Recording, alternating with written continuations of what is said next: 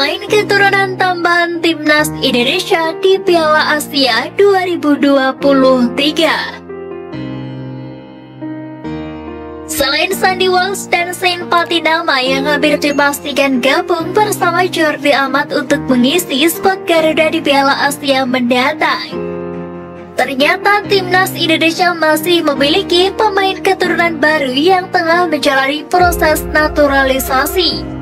Lantas siapa pemain tersebut? Pertama, Ivar Jenner. Ivar Jenner saat ini dalam proses naturalisasi menjadi WNI.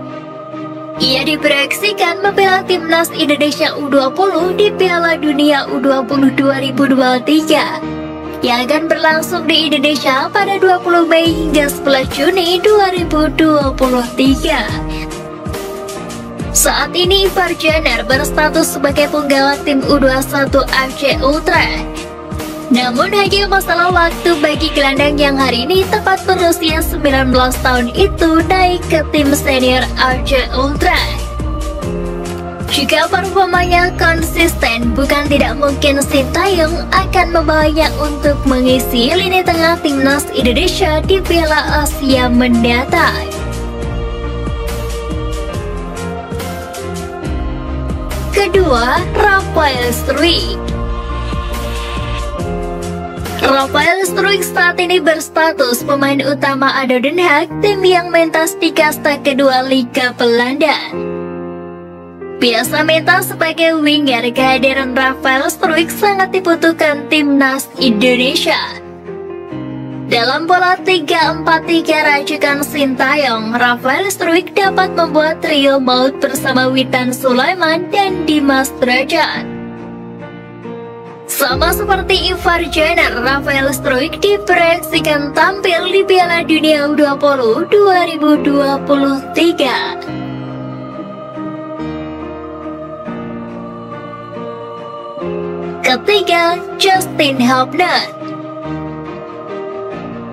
Bersama Ivar Jenner dan Rafael Struijk, Justin Hubner dipersiapkan tampil di Piala Dunia U20 2023. Namun dengan kematangannya di lini belakang, bukan tidak mungkin Hubner akan mengisi skuad timnas senior mendampingi nama-nama seperti Jordi Amat, Rizky Ridho, dan Elkan Bagot. Saat ini Hubner membela Wolverhampton Wanderers 2 atau tim cadangan Wolverhampton Wanderers, tim yang mentas di kasta tertinggi Liga Inggris Premier League.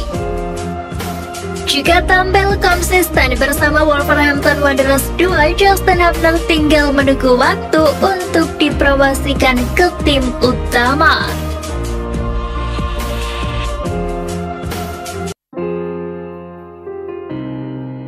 Kepastian bergulirnya Piala Asia 2023. Piala Asia 2023 sesuai jadwal awal digelar di China pada 16 Juni hingga 16 Juli 2023. Namun karena pandemi COVID-19, China menarik mundur dari status tuan rumah. Usai menggelar bidding, Konfederasi Sepak Bola Asia memilih Qatar sebagai tuan rumah karena disebut telah menyiapkan sederet fasilitas megah kepada peserta Piala Asia 2023. Sejauh ini belum ada tanggal pasti penyelenggaraan, akan tetapi pada Agustus 2022, Sekjen AFC Datuk Gwen Paul John mengatakan jika Qatar yang terpilih sebagai tuan rumah Piala Asia 2023, turnamen yang bakal digelar pada Januari 2024. Penyebabnya karena pada Januari 2024 cuaca di Qatar masuk kategori bersahabat. Beda halnya jika turnamen digelar pada 16 Juni hingga 16 Juli, yang mana sedang memasuki musim panas dan suhu di sana bisa menembus 40 derajat Celcius. Piala Asia 2023 bakal diikuti 24 negara dan timnas Indonesia merupakan salah satu negara kontestan. Sejauh ini pembagian grup ajang paling bergengsi di Asia tersebut juga belum dilakukan. Satu hal yang pasti, timnas Indonesia akan menempati pot 4 dalam drawing Piala Asia 2023. Berada di pot 4 membuat skuad Garuda berpotensi menghadapi tim-tim kuat di Asia. Meski begitu, tentu Sintayong bukan tanpa menyiapkan berbagai strategi. Sebab di Piala Asia mendatang, timnas Indonesia bakal memiliki skuad mumpuni karena bakal diperkuat Elkan Bagot, Sandy Walsh, Sean Patinama, Justin Hubner, Ivar Jenner, hingga Rafael Struijk. Pemain-pemain yang tak bisa membela skuad Garuda di Piala AFF 2022.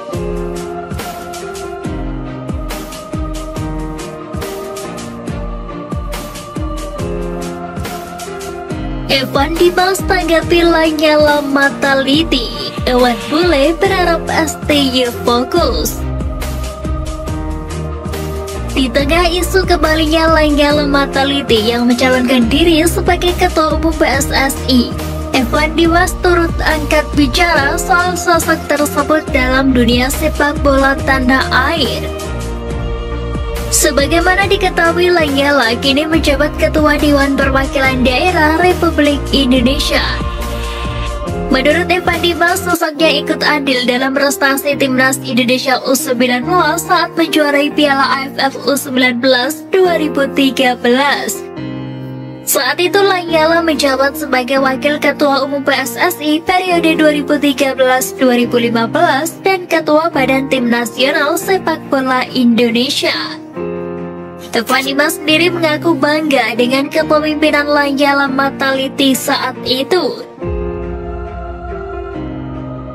Ia menyebut Lanyala yang mengajarkan ritual sujud syukur hingga dirinya dan rekan-rekan timnas Indonesia U19 melakukannya dan berhasil menjuarai Piala AFF U19 2013. Saya secara pribadi sangat suka dengan Pak Lanyala. Mungkin orang hanya tahu luarnya saja soal Pak Nyala, tapi dalamnya atau hatinya itu sangat baik. Pak Lanyala juga memiliki jiwa kepemimpinan yang sangat baik, ujar Evan Dimas.